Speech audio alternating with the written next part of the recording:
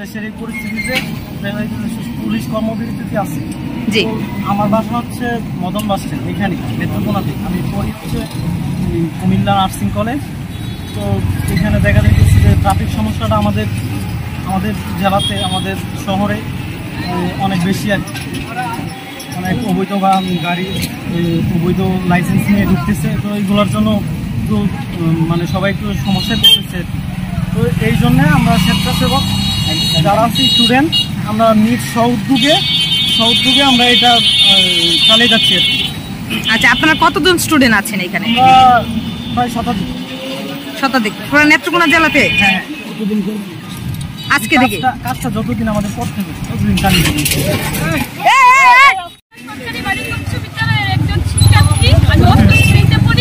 আমার নাম ইসলাম। আর এটা আমাদের বাংলাদেশ, বাংলাদেশটা সুস্থ সবলভাবে উন্নয়নের দিকে এগিয়ে নেওয়ার জন্য আমরা রাস্তায় কাজ করছি। রাস্তা পরিষ্কার করছি। এই দেশটা আমাদেরকে করতে হবে, আমাদেরকে উন্নয়নের দিকে এগিয়ে নিয়ে যেতে হবে। তাই আমরা এখন ট্রাফিক পুলিশের দায়িত্ব পালন করছি। হয়েছিল যে আনসাররা এখানে গ্রামের আনসাররা ওনারা দায়িত্ব পালন করবে, কই সারা শহর জুড়ে ওনারা তো কোথাও নাই। আমরা স্টুডেন্টরা এইসব করতেছি, রাস্তার ট্রাফিক পুলিশের দায়িত্ব পালন করতেছি, কোনো নাই, আনসাররা কোনো জায়গায় দেখি নাই। আচ্ছা, আপনারা কতজন স্টুডেন্ট আছেন? মানে অসংখ্য স্টুডেন্ট, কোনো নাই, নির্ধারিত নাই। নেত্রকোনা শহর জুড়ে কি আপনারা আছেন? হ্যাঁ, নেত্রকোনা এটা পুরসভা আছি, তারপর ওইখানে মানে নেত্রকোনা মেইন শহর সেইটার মধ্যে আছে। আচ্ছা আচ্ছা আচ্ছা, পুরো একটা টিম বের হয়েছেন আপনারা, তাই না?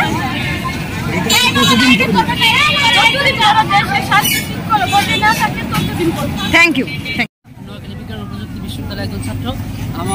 আমার জেলা হচ্ছে নেত্রকোনা। তো এখানে আমরা জানি যে আমাদের পুলিশ যারা আছেন তারা কর্মবিরতিতে গেছেন। পুলিশ না থাকার কারণে আমাদের যাতে আইন শৃঙ্খলায় কোনো বিশৃঙ্খলা না হয় রাস্তাঘাটে, এর জন্যই আমরা 250 ছাত্র যারা আমরা রাস্তায় এসেছি। আমরা চাই যে আমাদের রাস্তাতে নিরাপদ থাকে, আমাদের রাস্তা নিরাপদ রাখার জন্য এবং আইন শৃঙ্খলা বজায় রাখার জন্য আমরা অনেক ছাত্র এসেছি। আমরা এগুলো দেখতেছি এবং পর্যবেক্ষণ করতেছি। কোথাও কোনো সমস্যা হলে আমরা এটা দ্রুত সমাধান করার চেষ্টা করতেছি এবং আমাদেরকে সর্বাত্মকভাবে সাহায্য করতেছে আমাদের সাধারণ জনগণ এবং আমাদের যে অটো চালক, রিক্সা চালক ভাইয়েরা আছে তারা আমাদেরকে সমর্থন করতেছে এবং আমাদের উদ্যোগকে সবাই সাধুবাদ জানাচ্ছে।